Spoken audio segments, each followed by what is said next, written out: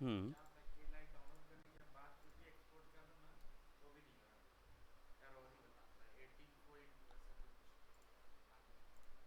कुछ एरर आता है। जैसे मैं अपने इसमें ओके, लेट्स सी। ओबीएस वाले ही मेन दिक्कत कर रहे हैं ना। डॉट एम के वी फॉर्मेट मतलब ले नहीं रहा है।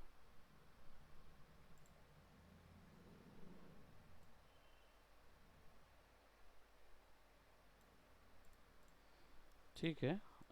कोडैक फॉर, सर्च कर लो कोडैक फॉर एम के वी फाइल्स, विंडोज़ 10, है ना। यहाँ पे कुछ मिलता है डॉट एम के वी का फ्री डाउनलोड, एम के वी कोडैक। ठीक है, फ्रॉम विंडोज़ डाउनलोड कर दे डिजी आर्ट के थ्रू।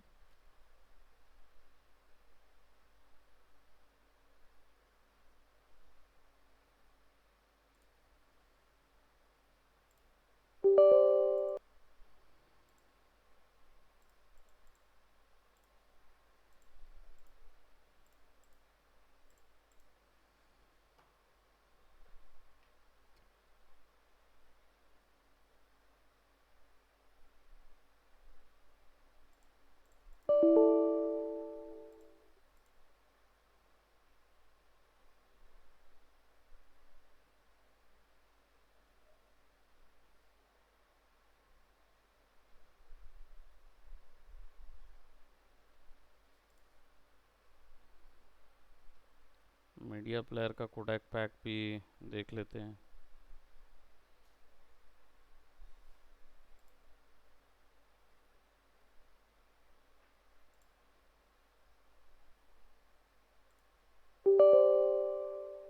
नो, वो वाला सॉफ्टवेयर नहीं जाएगा, क्योंकि ये मीडिया गेट वाला जो है वो एक सॉफ्टवेयर दे रहा है।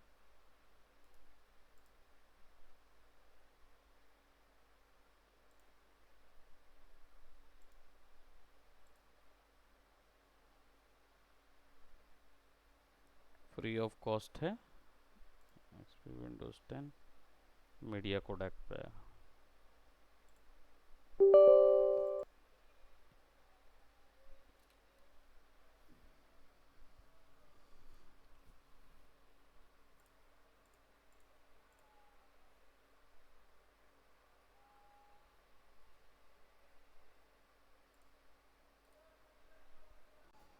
कोडेक्स डाउनलोड करने के बाद इनेबल एच वी H.264, है ना, सारा कुछ। और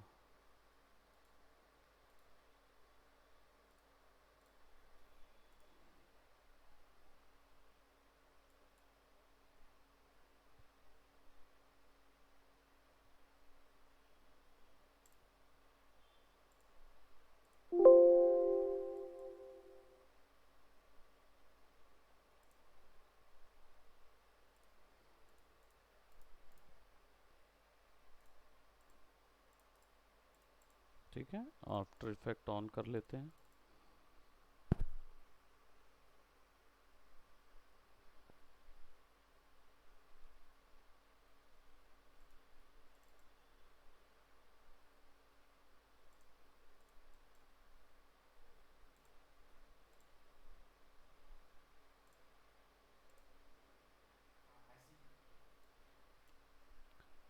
put of dot F L A file to download it, go to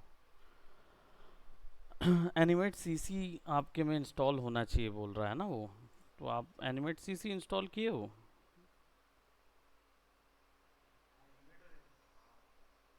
ना।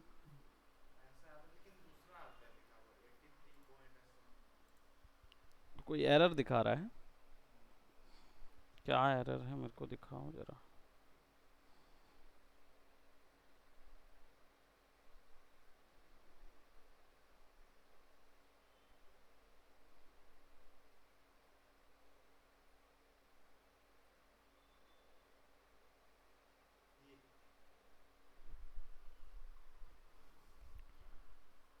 Can't import file, unsupported file type और एक्सटेंशन, वही है, कोडैक नहीं है आपके पास इसलिए वो बोल रहा है। उस चीज़ का। अनसपोर्टेड फॉर्मेट है ना, समझ नहीं पा रहा उस फॉर्मेट को।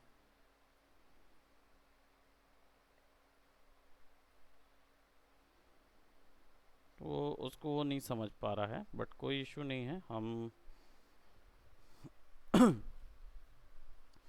अभी फ़िलहाल हम उस चीज़ को, प्रॉब्लम को बाद में सॉल्व कर लें। थोड़ा सा हमारा जो टॉपिक है उस पर आ जाते हैं। और न्यू कंपोजिशन फ्रॉम फुटेज इस बार सेलेक्ट करेंगे, और कलर करेक्शन के दौरान हमें क्लास वर्क VFX प्लस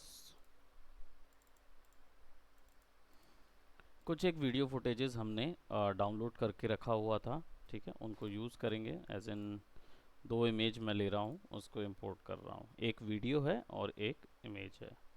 तो इसमें दिया हुआ है new composition from selection, single composition और मल्टीपल कंपोजिशन। हमें सिंगल ही चाहिए है, और डायमेंशंस ले लो वीडियो में से, ठीक है। Duration add to render queue वगैरह नहीं डालना है, ओके। तो अभी पूरा वीडियो के अनुसार ही बनेगा। इमेज ये है, वीडियो साइज़ ये है। तो आई थिंक वीडियो का साइज़ बहुत कम है इमेज के मुकाबले, इमेज का साइज़ बहुत ज़्यादा है। तो alt control F to fix, और फुल में देखेंगे तो ऐसा नज़र आएगा, ठीक। इसको पीछे कर दो।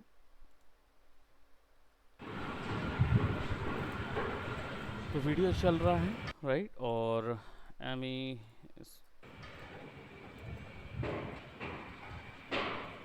वीडियो आपको फुल एंड नज़र आ रहा है यहाँ से यहाँ तक।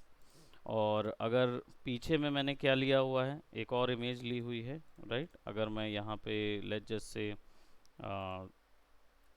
इसका एक्यूरेट साइज जो है वो कुछ ऐसा होगा, स्ट्रेच हो गया है ना ये। तो इसको पता करने के लिए इमेज को लेके मैं क्या कर रहा हूँ, इसको ओपेसिटी देखो इमेज की डाउन कर रहा हूँ, तो आप देखोगे हल्का सा इमेज जो है वो इधर आनी चाहिए। थैंक यू सो मच, बनवा दीजिए। और यहाँ पे देखो ये इमेज का गैप डिफरेंस नज़र आ रहा है, दैट मीन्स ये नीचे आएगा।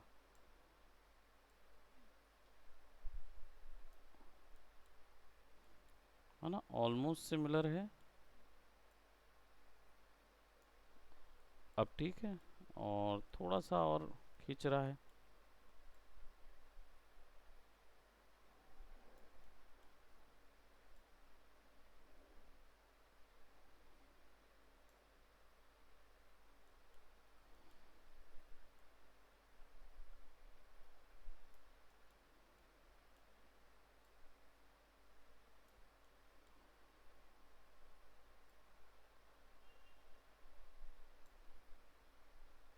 और ये बेजियर दे रहा होगा, हाँ ये देखो बेजियर दे रहा है, नॉन यूनिफॉर्म स्केल हो रहा है। तो आप क्या करो, स्केल पे जाओ, इसको तोड़ दो, है ना। अब क्या है, अब आप इसको लेोगे ना, बराबर से सेट करो ये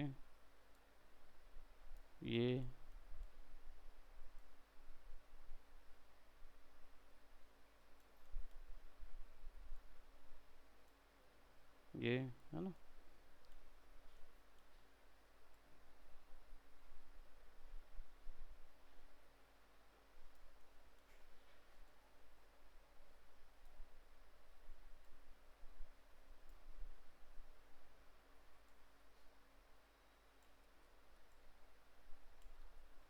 हाँ, तो ये दोनों तरफ में स्केल होगा, तो ऐसा स्केल होगा।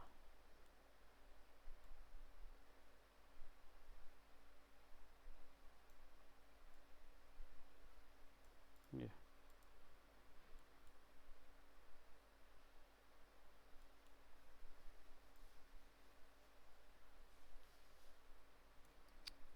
अटक जाता है बहुत, ठीक, ऑलमोस्ट ठीक। अब इसको हम बैक पे रख देंगे, जस्ट फॉर क्लीन प्लेट, कि अगर वीडियो में से कोई चीज़ हमें गायब करनी है तो हम क्या बोलते, जैसे अच्छा ये ऑलरेडी यहाँ पे है। तो अभी यहाँ देखो कि आगे बढ़ाओगे तो आपको यहाँ कोई व्यक्ति दिख रहा होगा, या यहाँ पे कोई चीज़ दिख रही होगी जो आपको नहीं चाहिए है। ये चीज़ ओमिट तो नहीं हो सकती क्योंकि ये ऑलरेडी सीन में है, बट जो चीज़ नहीं होगी वो डेफिनेटली ओमिट हो जाएगी। अब जैसे गाड़ियाँ आ रही हैं या जा रही हैं तो हम उनको रिमूव कर सकते हैं।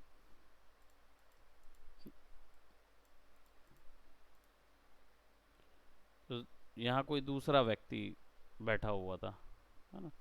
तो इसका मास्किंग अगर मैं इन्वर्ट कर दूं तो ये कुछ ऐसा नज़र आएगा ना।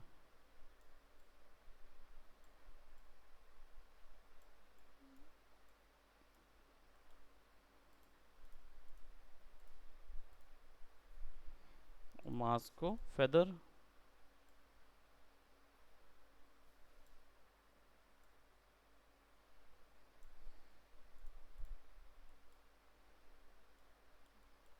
खैर वो चीज़ नहीं होती तो करते वो, हालांकि महर्षि ने लिया है शूट, तो जानते हो कि थोड़ा बहुत गड़बड़ ही आया है। ऑल राइट, सो हमारा जो पोर्शन है वो आज का ये नहीं है कि हम क्या क्लीन प्लेट करते या नहीं करते। हमने बस एक पॉइंट लेके रखा हुआ है। अब हमारे शूट पे 14 सेकेंड के शूट पे हम यहाँ पे क्या करेंगे, एक सीक्वेंस लेके आएंगे जो कि, एक मिनट जरा हम सेलेक्ट कर लें।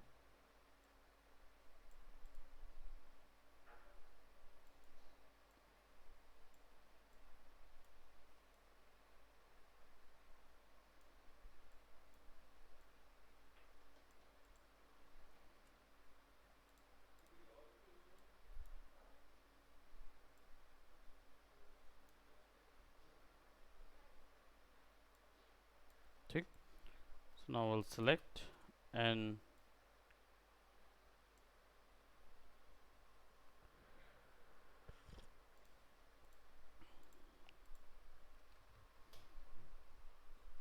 फिक्स है और नाउ मैं यहाँ पे ले आता हूँ। अभी फ़िलहाल अगर मुझे इसके सीन पे कोई भी बदलाव करने होंगे तो मुझे इसके लिए एडजस्टमेंट लेयर लगेगी। एडजस्टमेंट लेयर से कर सकता हूँ या वीडियो के ऊपर मैं डायरेक्ट इटसेल्फ चेंजेस कर सकता हूँ, लेकिन मुझे क्या बदलाव करने हैं वो चीज़ मुझे पता नहीं है। सो इसके लिए एक कॉन्सेप्ट ले आता हूँ मैंने प्रीवियसली यहाँ पे एक सीक्वेंस निकाल के रखा हुआ है। सेलेक्ट करके ओपन EXR सीक्वेंस को ऑन कर देंगे, एक इमेज सेलेक्ट करेंगे और इंपोर्ट करेंगे। इससे क्या होगा, वो जितने भी नंबरिंग वाले होंगे वो सबको उठा लेगा। इंपोर्ट करेंगे तो हमारे पास ये आ गया रोबोट, और इस रोबोट को प्ले करेंगे तो ये एनिमेट होता हुआ रोबोट है हमारे पास। अब इस रोबोट को हम ले आएंगे कॉम्पोजिशन पे and will put it above it, है ना, ऑल्ट कंट्रोल F, तो शॉर्ट में आएगा। अब मैं इसको क्या करूँगा, थोड़ा सा छोटा कर दूंगा, राइट, और इसकी पोजीशन सेट कर देता हूँ। तो मैं इसको अगर आगे करता हूँ प्ले तो ये थोड़ा सा तेज़ से हो रहा है। तो what I will be doing, good afternoon, where are you, बैठो बैठो, ओके। यहाँ पे सेलेक्ट करेंगे, टाइम पे जाएंगे और टाइम स्ट्रेच करेंगे। वीडियो का टाइम की लेंथ को बढ़ाने के लिए ऐसा करते हैं। जनरली क्या है, ये 1 सेकेंड का एनिमेशन है, तो इसको मुझे 2 सेकेंड का बनाना होगा, तो मैं इसको टाइम स्ट्रेच करूँगा। इससे क्या कॉम्प्रोमाइज़ होगा, वीडियो की स्पीड स्लो हो जाएगा। तो यहाँ पे क्या करेंगे, 100 को हमने क्या करना है 200 कर देंगे, तो कितने सेकेंड हो गए, 2 सेकेंड। ओके करेंगे, ये तो पता है ना 100 वैल्यू है, 100% पे 1 सेकेंड का वीडियो है। अब इसको 200 कर दूंगा तो 2 सेकेंड का हो जाएगा। यहाँ पे यही बस फैक्टर मिलता है, 2 सेकेंड कर दो या टाइमिंग बता दो आप उसको, मेरे को 4 सेकेंड का बनाना है इसको, 393% करना पड़ेगा। ओके कर दिया मैंने, तो क्या हुआ वो देखो 4 सेकेंड का वीडियो हो गया। स्पीड स्लो हो गई होगी, तेज करेंगे तो आप देखो कितना स्पीड पे चलेगा वो।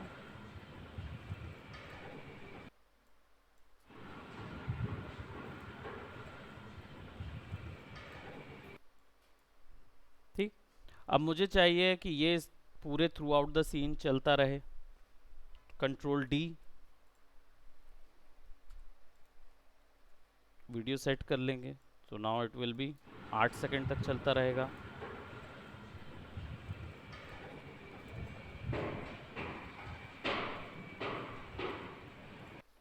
अब ये जो स्पीड है ये डेफिनेटली हमारे इस वीडियो की स्पीड से थोड़ा सा स्लो है,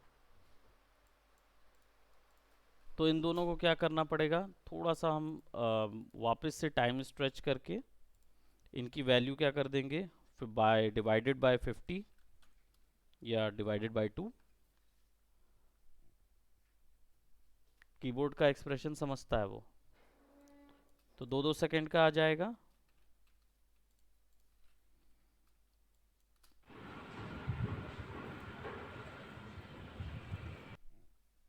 ठीक, और control D O, control O, control D. अब 8 सेकेंड तक क्या होगा, वो सेम स्पीड से चलेगा।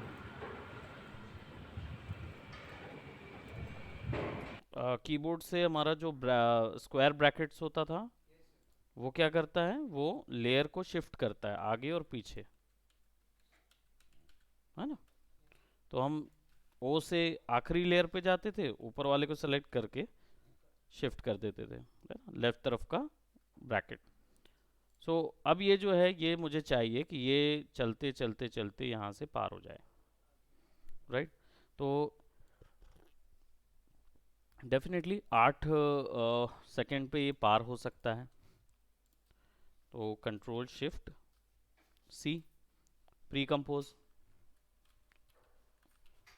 ये सब चीज़ें हम लोग ने पहले देख चुके हैं, है ना, ऑलरेडी कर चुके हैं इस चीज़ को।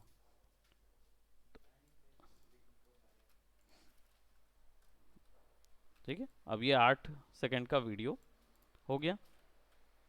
पोजीशन एनिमेट करेंगे, ठीक है, और शुरुआत जो है वो हम यहाँ से करते हैं, ठीक। और ये चलेगा कितना, 8 सेकेंड तक, तो 8 सेकेंड में ये यहाँ से पार हो जाएगा, ठीक। अब ये कैसा चलेगा देखते हैं पहले। डोंट वरी अबाउट दैट कि वो ओवरलैप हो रहा है, क्योंकि हम उसको फिक्स करेंगे, है ना।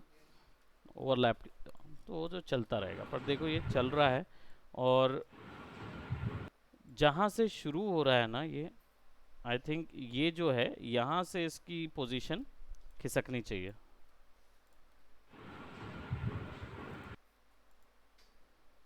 थोड़ा सा अर्ली,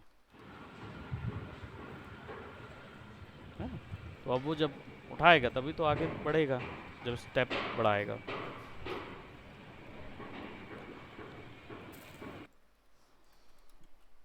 अभी हम क्या कर रहे हैं, सेटअप कर रहे हैं, कलर करेक्शन का सेटअप। कलर करेक्शन जनरली किस चीज़ के लिए ज़रूरी होता है, आधा टर्म सही, आधा टर्म सीसी। ज़रूरत क्यों होती है कलर करेक्शन की, ज़रूरत क्यों है, अगर वीएफएक्स नहीं भी है तो भी तो कलर करेक्शन किया जाता है, क्यों करते हैं। नहीं नहीं नहीं, वो तो है, पर वो एक एक पॉइंट है उसका। दूसरा पॉइंट, मेन कलर करेक्शन का मतलब ये होता है अगर कुछ भी गलत है सीन पे जो कि कलर के द्वारा गलती हुई है, तो वो चीज़ फिक्स करने को कलर करेक्शन बोलते हैं। अब कलर के द्वारा गलती कैसे होती है, ये भी एक परेशानी है समझने के लिए। भाई सिंपल सी बात है, जब कैमरा आपका इमेज लेता है,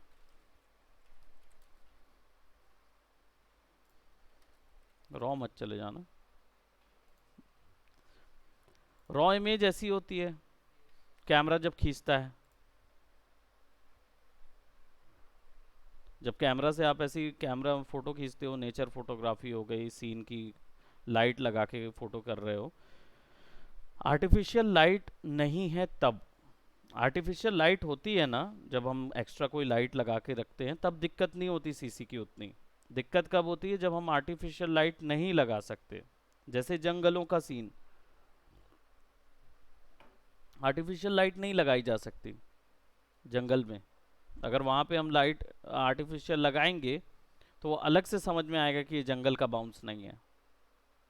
तो हम वहाँ क्या करते हैं, उधर पे हमें सॉफ्टवेयर में ओवरऑल बदलाव करना पड़ता है, ठीक है। अब क्या होता है, जब रॉ इमेज लो ना, रॉ इमेज लो तो यहाँ पे देखो कितनी रॉ है इमेज, कुछ नहीं है, ना उस पर ब्राइटनेस है, ना कॉन्ट्रास्ट का बैलेंस है, ना ही कलर का बैलेंस नज़र आ रहा है। तो हमने फोटोशॉप में जो कलर करेक्शन किया था, हम लोग क्या करते थे, इमेज को रॉ लेके आते थे और फिर उसके बाद उसका कॉन्ट्रास्ट बढ़ाते थे, एक्सपोजर बढ़ाते थे, ताकि इमेज ज़्यादा क्लियर दिखे, अच्छी नज़र आए, है ना, कॉन्सेप्ट नज़र आए कि भाई हाँ ये पोर्ट्रेट है तो पोर्ट्रेट में कैरेक्टर अच्छे से नज़र आना चाहिए, कलर कलर न लगना चाहिए, ग्रे नहीं होना चाहिए, डल नहीं होना चाहिए, कलर कलर जैसा लगना चाहिए। ये चीज़ होती है सीसी, कलर करेक्शन। अब ये किसी भी कारण से हो सकती है, जैसे यहाँ पे इस सेक्शन पे मैंने क्या किया, एक रोबोट लगाया हुआ है, तो अब डेफिनेटली रोबोट का कलर और सीन का कलर अलग अलग है, वो फिक्स करना पड़ेगा ना हमको। तो हम क्या कर रहे हैं, अभी फिलहाल थोड़ा सा एक सेटअप तैयार कर रहे हैं रोबोट का, फिर हम सीसी की ओर आगे बढ़ेंगे। तो अब ये बराबर जा रहा है यहाँ से यहाँ तक, इसको F9 और इसको कंट्रोल शिफ्ट F9 या शिफ्ट F9। क्या होता है ये, इजी इन इजी आउट, ये इंटरपोलेशंस होते हैं। इंटरपोलेशंस का मतलब टर्म बहुत बड़ा है लेकिन समझना बहुत आसान है।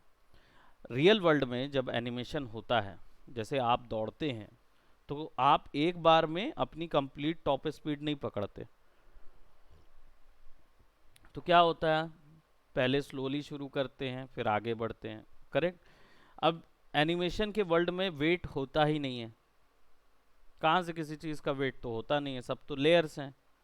तो एक लेयर दूसरी जगह पे जाने के लिए वो शुरुआत से 100 की स्पीड पकड़ी हुई रहती है जितना आपने दिया हुआ है, वो 0 से 1 तक वो सेम लीनियर स्पीड में चलता है। तो अगर आपको वो इफेक्ट डालना है कि ये प्रेशर से शुरू हुई है और प्रेशर पे ख़त्म हुई, यानी कि धीरे से शुरू हुई है, तेज़ी से चल रही थी और फिर धीरे से ख़त्म हुई, यही होता है ना मोशन में, फिजिक्स मोशन। कोई भी हाथ, अगर कोई चीज़ फेंक रहे हो तो पहले क्या करते हो, धीरे से हाथ पीछे खींचते हो और फिर तेज़ी से आगे फेंकते हो। ऐसे ही करते हो कि क्या करते हो, पहले ही से ऐसे बॉल आई और ऐसे ही करके फेंक देते हो? होगा नहीं ना, क्यों, क्यों नहीं होगा ये चीज़, क्यों हम लोग ऐसे ही पकड़ के ऐसे ही इसमें ज़्यादा फोर्स नहीं मिलेगा आपको, है ना। बॉल इधर आई और ऐसे ही फेंक दिया तो उसमें ज़्यादा फोर्स नहीं मिलेगा, लेकिन बॉल अगर पीछे से खींच के अगर बाहर फेंकोगे तो फोर्स बहुत ज़्यादा मिलेगा। ये क्या है, ये फिजिक्स है ना। तो ये फिजिक्स एनिमेशन में कैसे डाली जाए, तो उसके लिए इजी इन और इजी आउट और इजी ईज, ये 3 पोर्शन बने हुए हैं। किसी भी पॉइंट पे राइट क्लिक करोगे और उसके की फ्रेम असिस्टेंस पे जाओगे तो इजी ईज, इजी इन और इजी आउट सिस्टम आता है। इजी इन का मतलब क्या होता है, धीरे से आया तेजी से गया, ठीक है, मतलब धीरे से स्पीड पकड़ेगा। और इजी आउट का मतलब क्या हुआ, धीरे से स्पीड रोकेगा। तो शुरुआत में ऐसी कोई भी चीज़ में अगर मोशन हो रहा है जिसमें तुम दे रहे हो कि लेयर यहाँ से शिफ्ट होके आगे जा रही है, इजी इन से शुरू करो, इजी आउट पे छोड़ दो, ठीक। हमने वही चीज़ यहाँ पे दी है, छोड़ने का तो वो दिखेगा नहीं क्योंकि पूरे में वो स्टिल है, ठीक। अब मुझे क्या करना है, तो यहाँ पे मुझे क्या क्रिएट करना था याद है। अब ये क्लीन प्लेट तो है नहीं, तो मैं क्या करूँगा, इस फुटेज को अलग कर दूंगा, वीडियो फुटेज को ऊपर ले आऊँगा और इतने सेक्शन को मास्क कर दूंगा।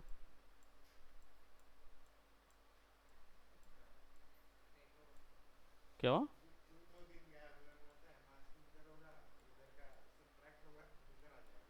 है ना, सीधी बात है।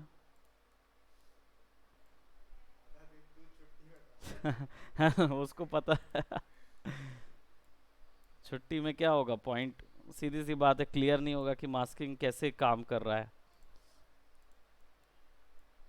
हाँ हाँ।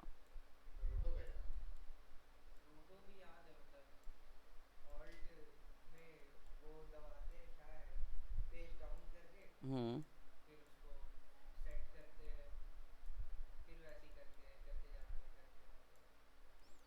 हाँ करेक्ट है, आपको पता है रोटो। तो देखो हमने क्या किया, इस पोर्शन को सेलेक्ट कर लिया,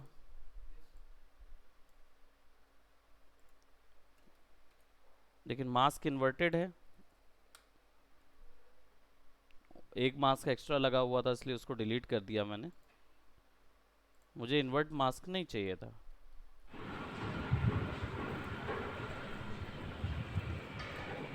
अब देखो नीचे से जा रहा है, अब नीचे से जा रहा है तो उसका साइज भी बढ़ना चाहिए,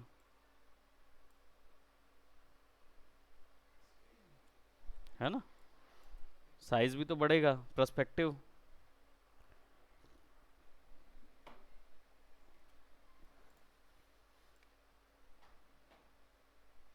कितना बढ़ जाना चाहिए?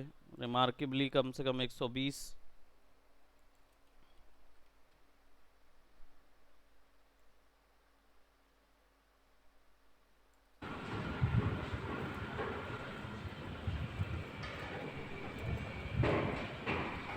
ये इतनी पास आ गया तो ऑब्जेक्ट कितना बड़ा दिखेगा?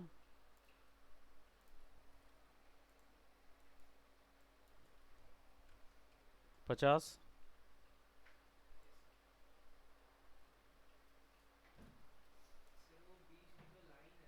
हम्म। कर सकते हैं पर करना क्यों?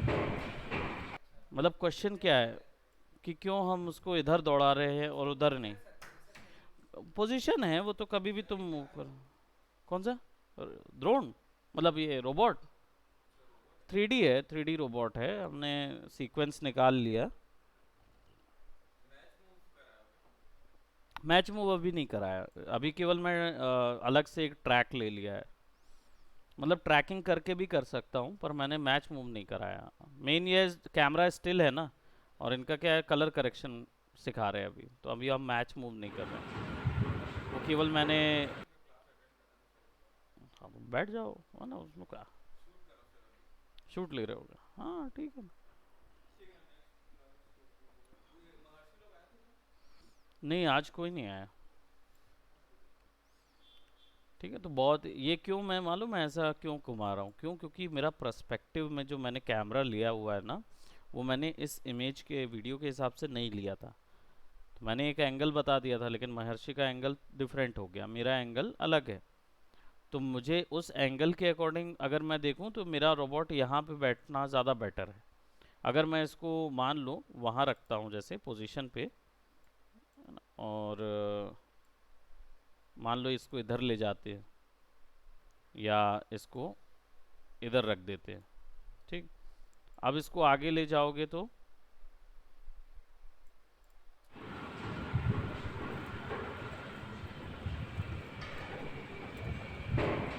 है ना, नाली में घुस जाएगा।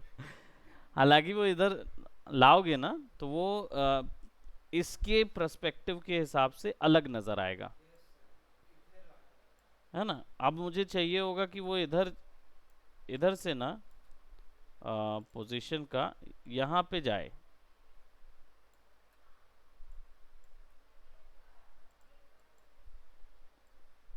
इधर जाना चाहिए उसको, लेकिन वो दिख कहाँ रहा है,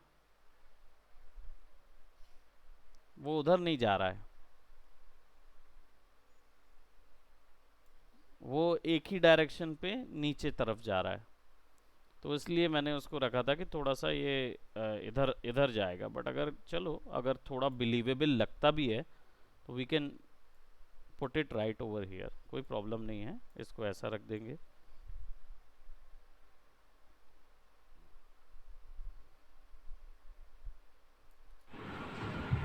बस उसका पैर थोड़ा उस तरफ चलना चाहिए था।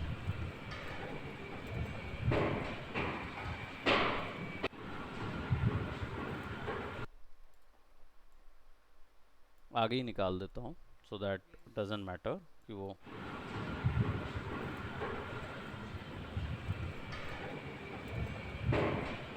अब डायनासोर खुदा देना, है ना। तो अब क्या है, ये हमारा सेटअप तैयार है कि चलो ये सीन सेटअप इधर पे रेडी हो गया। नाउ शेडोज बनाना है और हमें कलर करेक्शन करना है। कलर करेक्शन करने से के पहले आपको ये पता करना होगा कि वीडियो में गलती है क्या। उसके लिए क्या करेंगे, हमारा फोटोशॉप का तरीका, सबसे पहले एक सॉलिड लेयर ले लेंगे, क्या कर देंगे इसको, grey, saturation 0, brightness 50, okay okay, grey layer आ गया। यहाँ से ब्लेंडिंग मोड आएगा, ब्लेंडिंग मोड क्या देंगे उसको, कलर। तो अब हमारे पास क्या आ गया, लाइट्स एंड शेडो वैल्यू आ गई। अभी देखो ये सीन बैकग्राउंड है, इसमें कोई गलती नहीं है, गलती केवल एक ही चीज़ की होगी, अगर बहुत ज़्यादा वाइट वैल्यू आ गई तो उसके कारण से क्या है, कुछ सीन में कुछ हिस्से जो हैं वो दिखेंगे नहीं, एक्सपोजर ज़्यादा होता तो, लेकिन एक्सपोजर ज़्यादा नहीं है, एक्सपोजर बराबर है। कंट्रास्ट थोड़ा सा कम है, इसको मैं हाफ कर देता हूँ, कंट्रास्ट थोड़ा सा कम है लेकिन हम उसको बढ़ा देंगे, हल्का कम है, बाकी इसके अलावा और कोई गड़बड़ी नहीं है वीडियो में। गड़बड़ी कहाँ शुरू होगी, जब मैं रोबोट ऐड करूंगा। तो रोबोट में देखो सबसे पहले चीज, लाइट जो है वो चारों ओर से आ रही है, फ्रंट में लाइट ज़्यादा है, जबकि हमारे सीन में लाइट जो शेडोज है वो यहाँ से आ रही है। तो इधर तो डार्क होना चाहिए, इधर पे लाइट होना चाहिए। तो अब ऐसी सिचुएशन में हमें क्या करना होगा, ऐसी सिचुएशन में हमें इसके ऊपर में कलर करेक्शन करना होगा। तो सब कलर करेक्शन करने के लिए आपके पास दो स्लॉट होते हैं, एक होता है आप वीडियो के ऊपर कर दीजिए, एक स्लॉट वो होता है वीडियो के ऊपर, और एक स्लॉट होता है एडजस्टमेंट लेयर लगा के उसको कीजिए फिक्स, ठीक है। तो मैं यहाँ पे अगर एडजस्टमेंट लेयर पे जाता हूँ और यहाँ पे अगर मैं वीडियो के ऊपर करूँगा तो मैं मास्क नहीं कर पाऊँगा इफ़ेक्ट को। मैं चाह रहा हूँ कि शेडोज़ इस तरफ में नज़र आए, इधर पे नज़र आए, इधर पे नज़र आए, इधर पे क्या हो, वैल्यू थोड़ी ज़्यादा हो एक्सपोजर की। तो मैं क्या करूँगा, एडजस्टमेंट लेयर को लूँगा, ऑन करूँगा, और इसमें सबसे पहले ना उतना एरिया में ड्रॉ करूँगा, कितना एरिया, जितने एरिया पे मुझे शेडो दिखानी है।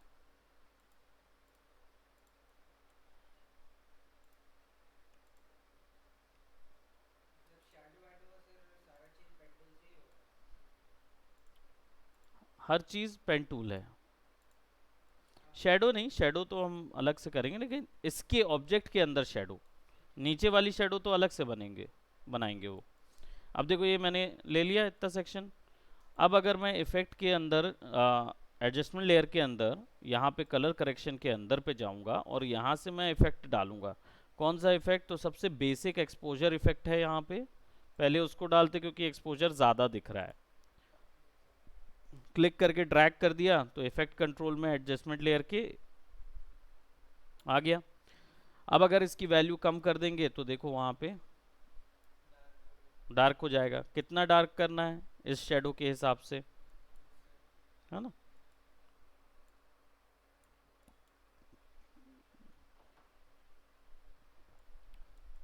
या जो भी ज्योमेट्री उधर रखी होगी उसके हिसाब से तय करो कि कितना डार्क करना है आपको। गामा बढ़ाओगे तो ब्लैक वैल्यू बढ़ेगी, गामा कम करोगे तो ब्लैक वैल्यू डाउन होगी, तो कंट्रास्ट भी अच्छा खासा आएगा, ठीक है। अब देखो ये बिल्कुल क्रिस्प नज़र आ रहा है, क्रिस्प नहीं चाहिए, शेडोज तो थोड़ी सॉफ्ट होती है।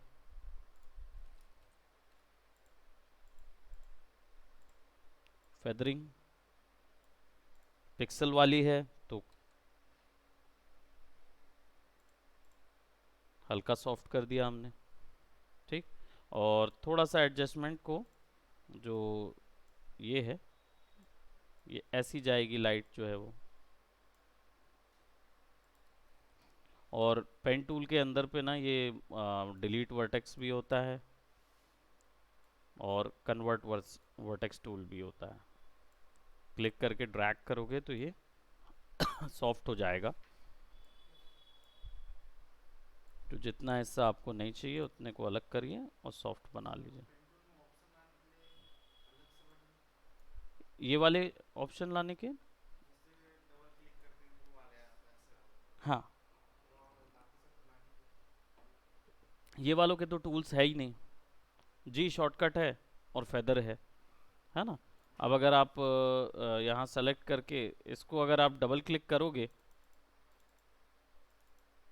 शिफ्ट सी, इसमें ऑल्ट से होता था, पेन टूल का ऑल्ट दबाओगे तो प्लस आ जाएगा, कंट्रोल दबाओगे तो ये मास्किंग देगा,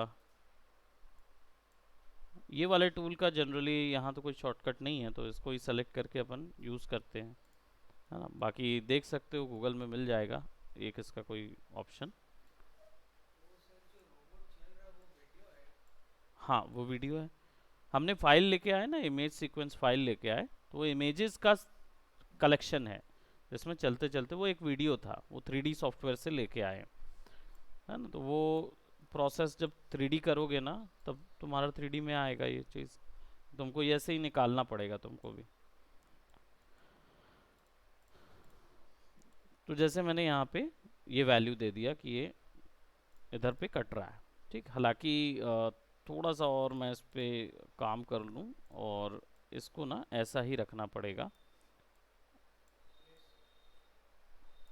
और ये वाला हिस्सा थोड़ा सा कम वो होना चाहिए, डार्क होना चाहिए। ये ज़्यादा डार्क होगा, ये हल्का डार्क होगा, है ना।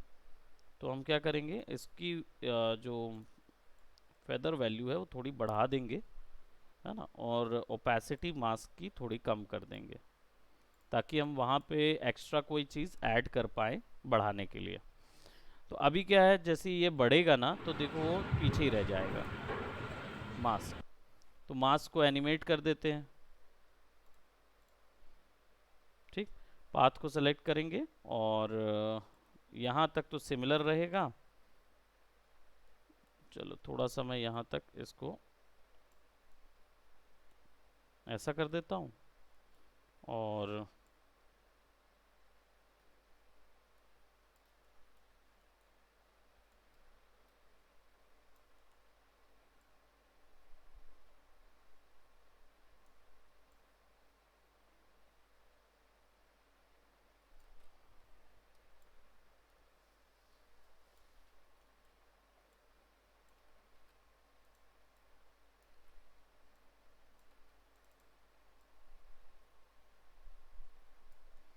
पहले पोजीशन फिक्स करेंगे।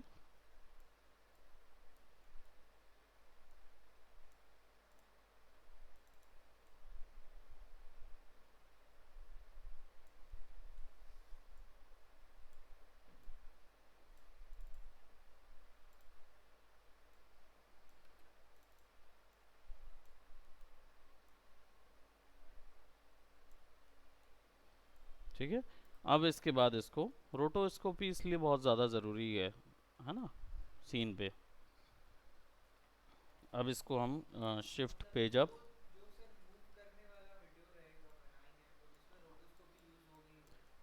कलर करेक्शन अगर ज़रूरत पड़ेगी तो रोटोस्कोपी यूज़ होगी, है ना।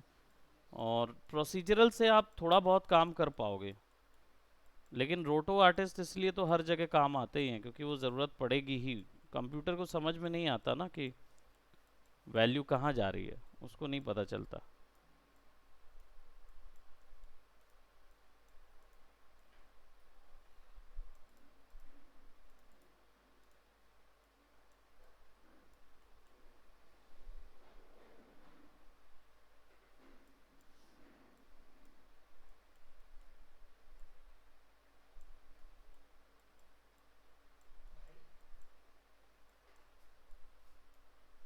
क्या हो गया?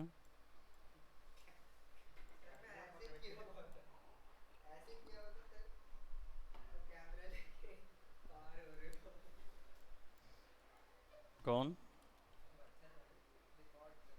अच्छा रिकॉर्ड कर रहे थे, उसी समय रिकॉर्ड हो गए।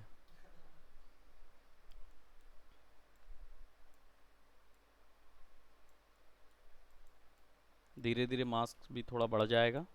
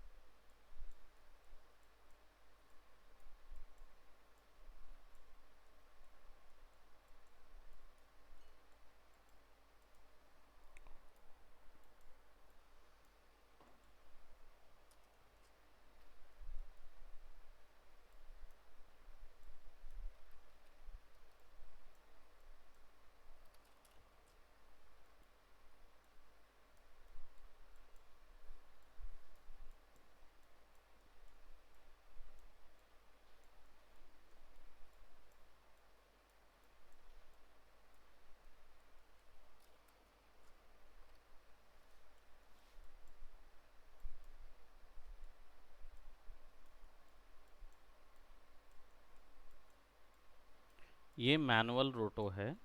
प्रोसीजरल रोटो भी होता है जो कि आप एक बार बता देते हो और वो पकड़ जाता है उस पूरे चीज़ को। तो वो आगे करेंगे हम लोग उस चीज़ को, ये मत सोचो। लेकिन अगर मैनुअल पे थोड़ा मेहनत कर लोगे ना तो वो इजी पड़ेगा। वो वाली चीज़, प्रोसीजरल वाला काम इजी पड़ेगा।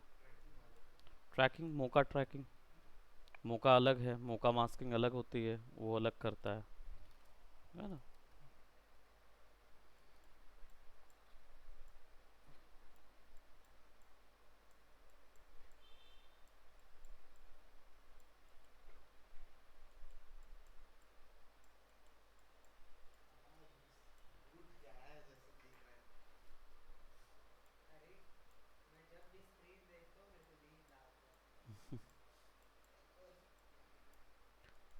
डाइट एक बड़ा रोल है इस चीज़ में। नींद जो आ रही है, ये थकान की वजह से आ रही है या आपको समझ नहीं आ रहा है इसलिए नींद आ रही है? हम्म। तो फिर दूसरा ही पॉइंट है कि समझ नहीं आ रहा है इसलिए नींद आ रही। हाँ। तो फिर नींद किस कारण से आ रही होगी?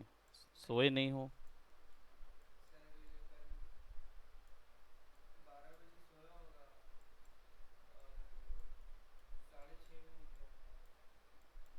तो काफ़ी सफिशिएंट, 6 घंटा आप आराम से लिए हो। हम्म। तो व्हाट इज़ द पॉइंट, क्यों नींद आ रही है? तो इसीलिए तो बोल रहा हूँ कि डाइट एक क्रूशियल रोल प्ले करता है इस चीज़ में। खाना केवल इसलिए नहीं होता कि खाने से एनर्जी आ गई तो हो गया। कई बार ऐसा खाना खा लेते हैं जिससे ब्रेक डाउन ज़्यादा पेट को करना पड़ रहा है, तो भी नींद निकलती है। जैसे ज़्यादा हैवी खाना खा लोगे ना तो नींद ज़्यादा आएगी। ऑयल खा लोगे तो नींद ज़्यादा आएगी, चावल खा लोगे तो नींद ज़्यादा आएगी। तो ब्रेक डाउन करने में शरीर को क्या मेहनत लगती है। मेहनत लगती है तो आप भले ही मेहनत जिम में जो कर रहे हैं ना वो मेहनत आप नहीं कर रहे, लेकिन शरीर को मेहनत लगती है आपके ऊर्जा जनरेट करने में, क्योंकि आपने ऑयल लिया। अब ऑयल क्या होता है? नहीं नहीं, वो तो अलग चीज़ है। मतलब ऑयल की एक हीट जो कंजम्पशन होता है ना, जो नॉर्मल ऑयल आप कच्चा ऑयल लेते हो, वर्जिन ऑयल जो लेते हो, तो वो ऑयल क्या होते हैं, वो जल्दी भुन जाते हैं। इसलिए उनको खाने बोला जाता है कि आप कच्ची घनी का तेल में बना हुआ खाइए, या फिर अपने यहाँ सरसों मिलता है तो कच्चा घनी वाला सरसों लीजिए, और या फिर अपना ऑलिव ऑयल लीजिए, है ना, वो बोला जाता है। ये वाले जो ऑयल जो बाकी रिफाइंड वाले होते हैं उनमें क्या होता है, इनको प्रोसेस करने के लिए इनको हीट में रखना पड़ता है। अब हीट में रखने के कारण क्या होता है, ये बन जाते हैं क्या बोलते हैं, टेट्रा स्टैंडर्ड के। अभी क्या कहलाएंगे, ये सैचुरेटेड कहलाएंगे। फिर टेट्रा सैचुरेटेड हो जाते हैं, मतलब वो हेक्सेन इनका कॉम्पोजिशन हो जाता है। तो अभी क्या है, नॉर्मल ऑयल लोगे ना, कच्चा ऑयल, तो उसको भुनाने में शरीर को कम से कम 2 से ढाई घंटे लग जाएंगे। थोड़ा सा 1 चम्मच 2 चम्मच अगर ऑयल लेते हो तो 2 से ढाई घंटा लगता है उसमें वो एनर्जी निकालता है खींच के ब्रेक डाउन करने में। अब आप ले लेते हैं कौन सा, रिफाइंड ऑयल में बना हुआ बेहतरीन तला हुआ, फुलके तो डूब के बनते हैं, है कि नहीं? वो ऊपरी कोई ऐसा नहीं पराठे टाइप ऊपर में लगा दिए और सिक दिए, वो नहीं। वो तो बेहतरीन स्लाइड होता है और ऐसा फूल के निकलता है बाहर से, है ना।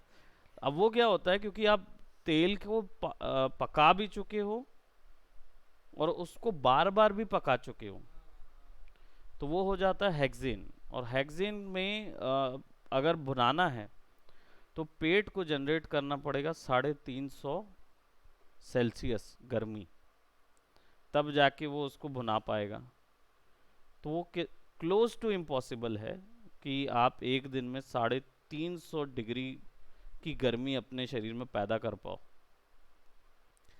तो कितना भी 1 दिन 2 दिन 3 दिन मेहनत आप कर लोगे ना, वो नहीं हटता, ट्रांस फैट हो जाता है वो, हटता नहीं है। तो उसको हटाने के लिए क्या करना पड़ता है? तो आप ये समझ के चलो कि अगर आज आपने खाया, तो आप ऐसा नहीं कि छोले भटूरे नहीं खा सकते, आप खा सकते हो। लेकिन आप ये मान के चलो कि अगर मैंने आज खाया है तो आगे का 1 हफ्ता मैं उसको डिस्ट्रॉय करने में लगाऊंगा। यानी आप 1 हफ्ता कंपनसेट कर रहे हो।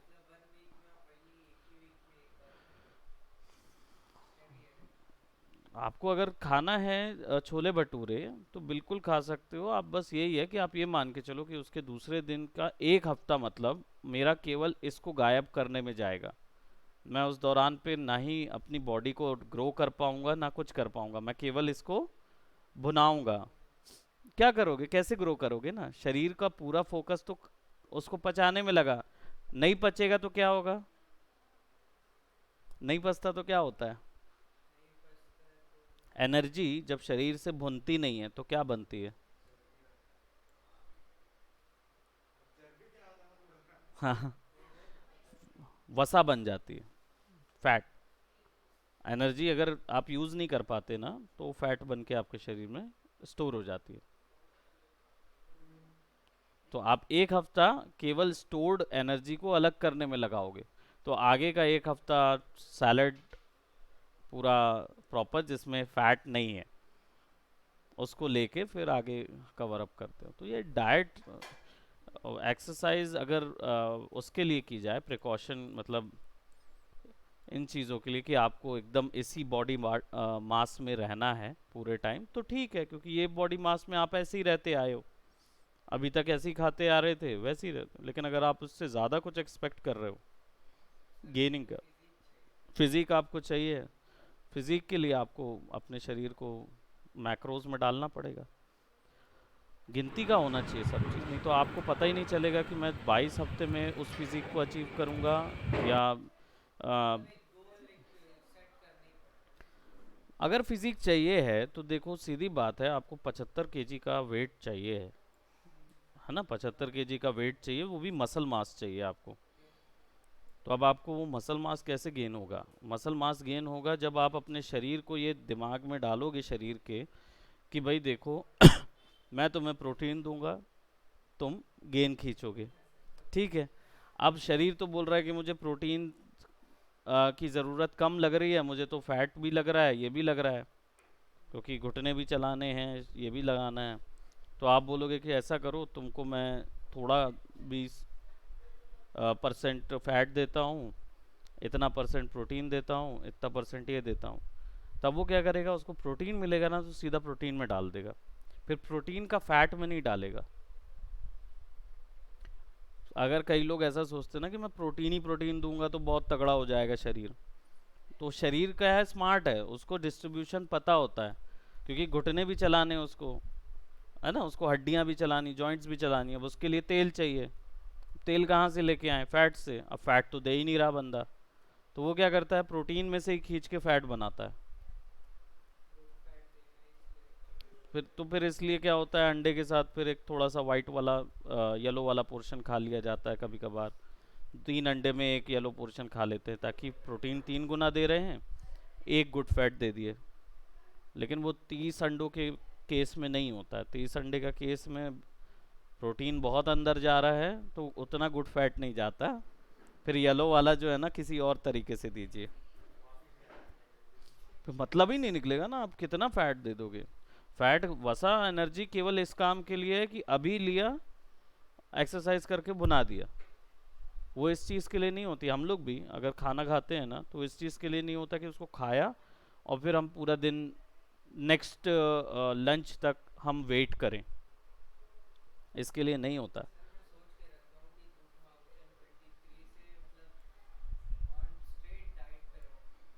That's good. देखो अब शेडो आ गई है, वो इधर आ गई, थोड़ा सा बीच में कहीं पे बहुत स्क्यू हो रहा है ये वाला, तो आई थिंक इसको हम डिलीट कर सकते हैं सो दैट ये वैसे ही रह जाए, है ना। बाकी उसको फिक्स करें तो 20, इसको अभी यहीं तक करते हैं, है ना। आगे पे फिर एक और कलर करेक्शन का पूरा सेक्शन चलेगा 1 वीक तक, ठीक है, तो इसको वैसे ही चलाएंगे। और केवल एक फाइल नहीं, मल्टीपल फाइल्स पे कम काम करेंगे। तो 23 तक कहाँ तक पहुँचना है? क्या रेजोल्यूशन लिया है अभी आपने?